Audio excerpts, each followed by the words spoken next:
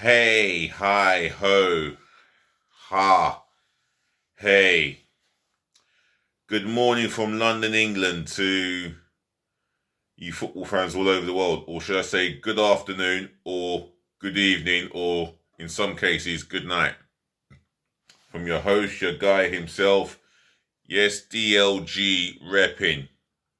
That's Delhi London Gooner Space. Romeo Echo Papa Papa Indigo November. Yes, I'm bringing you a roundup of all 10 fixtures in the Premier League, and well, it was a horrible moment for my team, bottom of the Premier League. That's how far we've fallen. Anyway, before I get started, make sure you leave your messages, whether it's sympathy for my team or whatever. Just leave your messages in my comment section below. Keep it positive feedback only, please.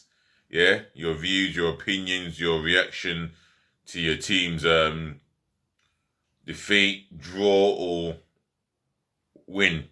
Leave it in the comment section below. If you want to talk about Cristiano Ronaldo's return to Manchester United and the fact that he's passed his medical, in the comment section below. Smash the thumbs up like button for me, in abundance, left, right, and centre. Keep that thumbs up scrolling up, as many as possible. Share this channel all over the world, to your friends, to your relatives, and let them share this channel to their friends and relatives all over the world. And viewers, if you're watching, don't just comment, like, and share. Make sure you please subscribe to my channel. Please subscribe to DLG Repping, my channel, my show. Smash that subscribe button left, right, and centre galore and passionately. The more you subscribe, the more I can shout you out. And plus, on top of that, by helping me subscribe, I'll help you keep it consistently flowing on a daily basis, And you got to help me by liking, commenting, sharing, and definitely subscribing to the channel.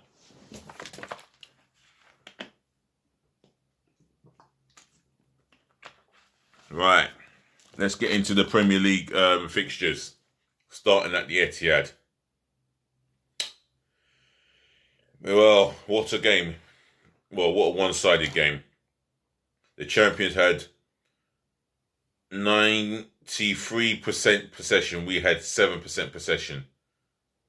Or was it 9% possession? Either way, it was abysmal from our part. But for Man City's part, it was so easy for them to control the game.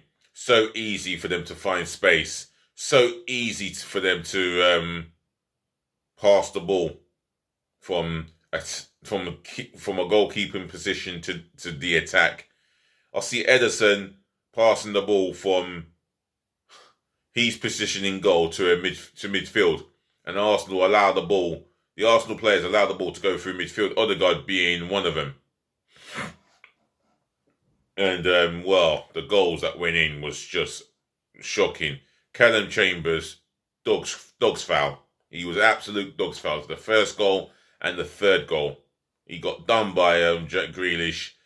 Kolasinac, another one who was dog's foul. He should be sold. And some say Chambers should be sold. I will keep Chambers as a squad player, as a centre-half for cover. But for me, he's not a back three centre-half player. And Holding, just dog's foul and beyond. We're miles and miles behind City, Liverpool, Man United, Chelsea. And it damn well kills me to say it, we're miles behind Tottenham at this present moment of time. And you can see by the second goal itself, shocking defending. Chambers gets a slap in the face, but there was not enough force in that slap for him to go down. Pussy. Absolute pussy mentality. If you're going to set up, match them, formation-wise. You sit deep and defend and hit them on the counter-attack. Didn't do that. get as tight as she can and goal side. Didn't do that. Kieran Tierney, he'll take the blame for the fifth goal because he should have been goal side of Riyad Mahrez. Holding will take the blame because he did not follow his man. He gambled on where the ball's going to end up. He took a chance. And as Alan Shearer said on Match of the Day, he was thick enough to go and judge where the ball was going to go. Basically, Alan Shearer calling him thick. And he is thick as S-H-I-T. Need I say any more? Or should I say thick as Sierra Hotel Indigo Tango? I need to say no more. Other than that, we're bottom of the league. Man City go on. And I still think they'll go on to win the Premier League. Even though they have not got a striker. Maybe they get one in January. But you know what? They have not got a striker. Jesus is playing on the wing. Aguero's been sold, and Harry Kane's missing until next season, next year, summer transfer window. But I know them Tottenham fans could be listening. Who knows? It finished Manchester City 5, Arsenal 0. Moving on to the next game, Aston Villa v Brentford. Tell you what, Brentford went ahead through Ivan Toney, and it was only a matter of time until he scores his first Premier League goal. And he took his goal well. Villa equalised not so long, and Buendia scores his first Aston Villa goal in the Premier League. And it was a good strike as well. David Raya had to make a couple of saves, but Brentford did not give in at all. They didn't just give up at all. They expressed themselves and created opportunities of their own. However, the end result was, I think that it was a fair result, a point apiece. So it finished Aston Villa 1, Brentford 1. Next game, Brighton v Everton. Brighton had that crowd behind them. They created opportunities, but I think Everton were the better side on the day. And it showed, despite the fact that Richarlison was behaving like a spoilt brat, spoilt child. He knew the penalty taker was always Dominic Calvert-Lewin, and he got that ball, put the penalty away. Richarlison tried to pretend that he was pleased, but he wasn't. He's just a selfish guy. I would drop him for a couple of games until he learns that it's about the football team, the football club, not about Richarlison FC. But nevertheless, Everton, they were worthy winners of the game, and Benitez is doing a good job there. Otherwise, to finish Brighton of Albion 0, Everton 2. Next game, Newcastle v Southampton. This is a good game to watch. Good game for the neutral, not so good for the Newcastle Southampton. Had a few had some moments in that game where both teams were attacking. Newcastle went ahead, and rightfully so, and then Southampton equalised. I can't even remember the goal scorers of the game. Newcastle, Southampton fans, please help me out here. Leave it in the comment section below. I know Newcastle had the better of the opportunities, I believe, and they had the lion's share of possession and the better of the chances, and they did go 2-1 up. But Southampton, with James Ward-Prowse signing a new contract, he gets the second equaliser of the game for Southampton in the stoppage time, and he rescues a point for Southampton. So it finished Newcastle United 2, Southampton 2. Next game, West Ham United v Crystal Palace. West Ham United started off well this season. Palace are without a point or a goal, and it was West Ham who took the lead, rightfully so. I think it was Pablo Fornells. Or West Ham fans, help me out here, because I know Mikel Antonio got the second goal, but I've forgotten who got the first goal. I think it was, Pablo Fornells, or was it someone else? Help me out here, West Ham fans. For me, it was another good game from a neutral point of view. And Palace finally got their first Premier League goal and point. And the goals were scored by Conor Gallagher, who's on loan from Chelsea. He took his his first goal, he took it well. And he was delighted by that. On top of that, West Ham showed character and a lot of persistence in their performances and the way that they carry themselves. And Mikel Antonio gets another goal for himself, and he started off the Premier League campaign extremely well. I think he's the leading top goal scorer in the Premier League, and he's relishing the role as a lone striker or as a striker, and he's doing well there with his pace and power. He'll be unplayable for the majority of the season. I can see something in that guy, and he's carrying on from where he left off last season, should I say. Other than that, Palace didn't lie down while being 2-1 down. I think Vieira's half-time team talk inspired them to carry on doing what they were doing. And Conor Gallagher again, he turned Dawson so silly and planted his shot at the near post.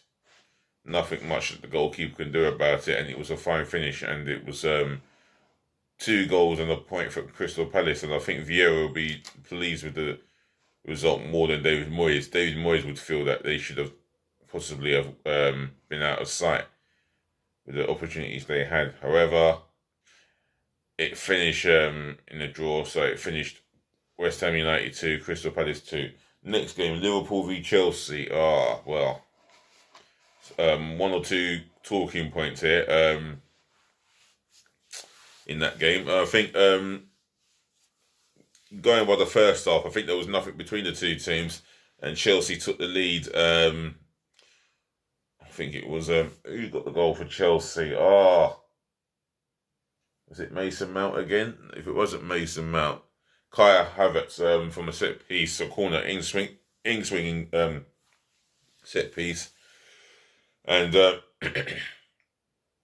defending from Liverpool was not too good. Don't get me wrong, I'm not slagging off Liverpool's defending because I'm an Arsenal fan and I know what shocking defending is. But one thing I will do is criticise Liverpool's marking, and wasn't strong enough. They weren't tight enough, and Kai Havertz, he had enough room to manoeuvre a flick-on header at the back stick, and it was a very good header.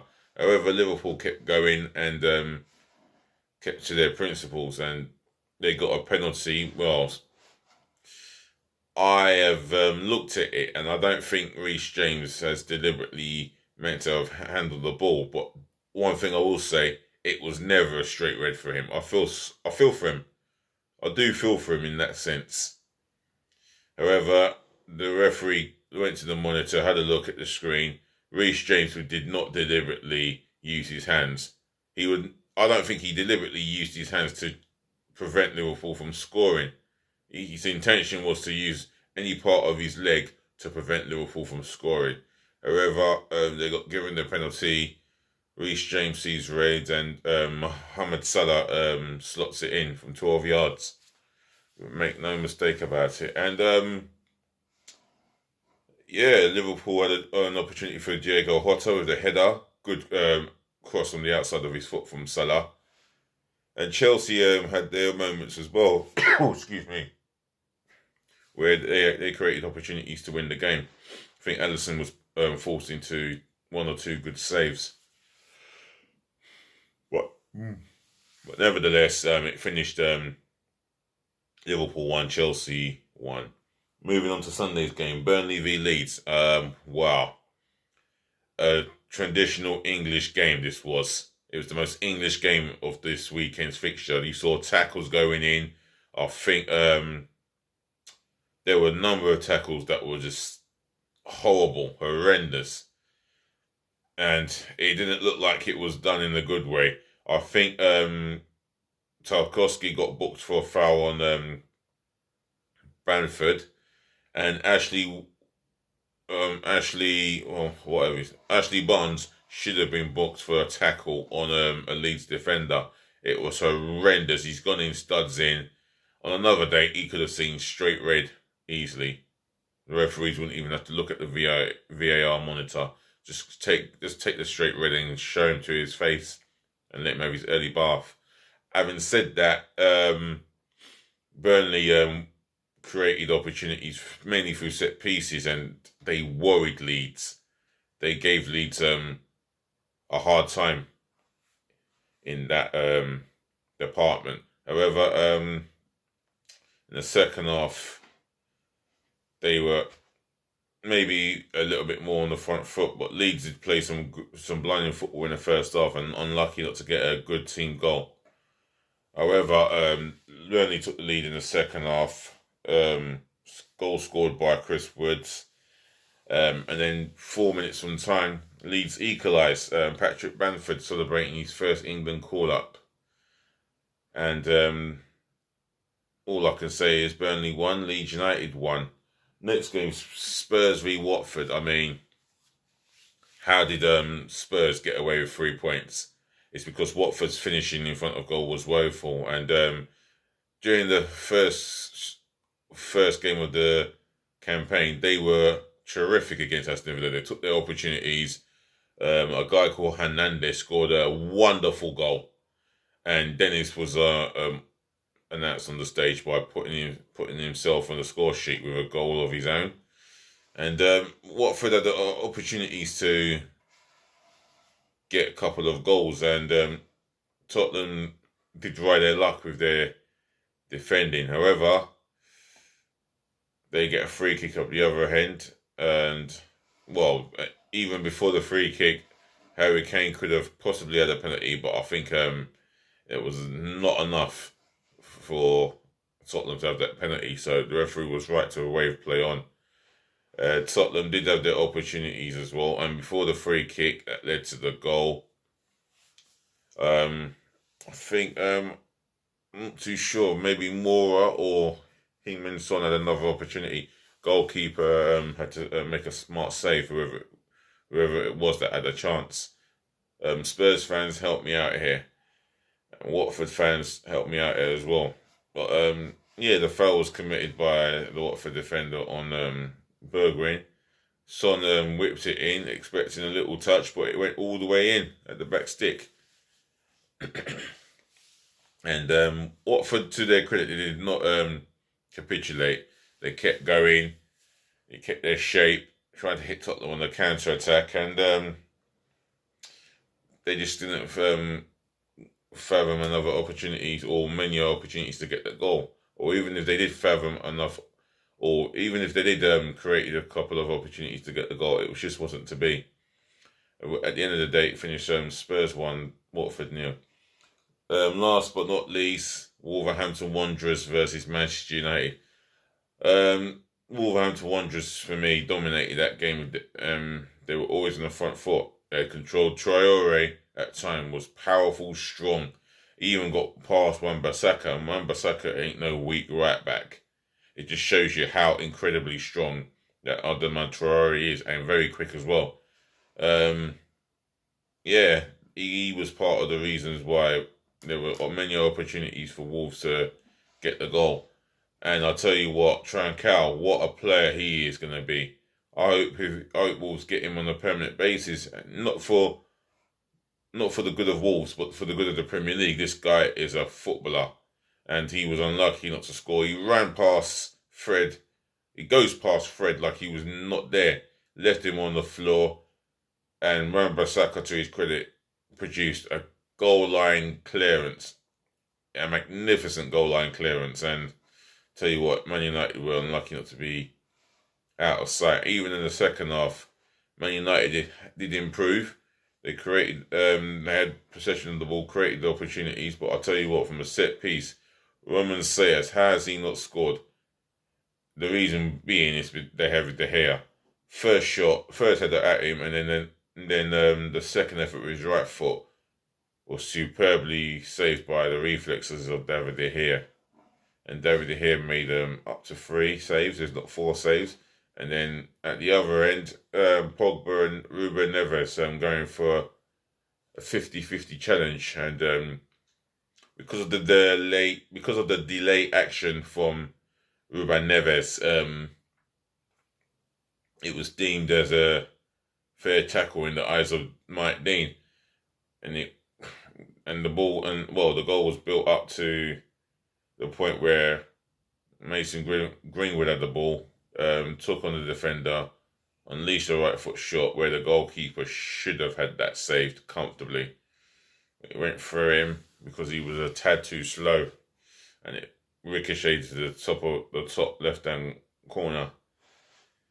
And that gave Man United the 3 points. So it finished Wolverhampton Wanderers 0, Manchester United 1. And that is the roundup of this week's Premier League games. All I can say to you guys is, before I go, make sure you leave your messages, your thoughts, etc. in my comment section below. Positive feedback, as always. That's what I demand. Smash the thumbs up like button, yeah? Abundantly, left, right and centre galore. Share this channel all over the world as virally as possible, and tell your friends and your relatives to do the same thing, and make sure their friends and relatives share this channel all over the world. And not just sharing, commenting and liking, yeah, make sure you do, and I do mean it, please subscribe to DLG Repping. Smash that subscribe button, left, right and centre galore. And I'll be back later on, hopefully this afternoon, with another DLG Repping daily transfer news. And we're looking at, we've got to be looking at bringing in quality now. 2 or 3 quality players to save our season. Other than that, I'm out of here, yeah? Be good to yourselves, be good to your friends, be good to your families. Stay safe.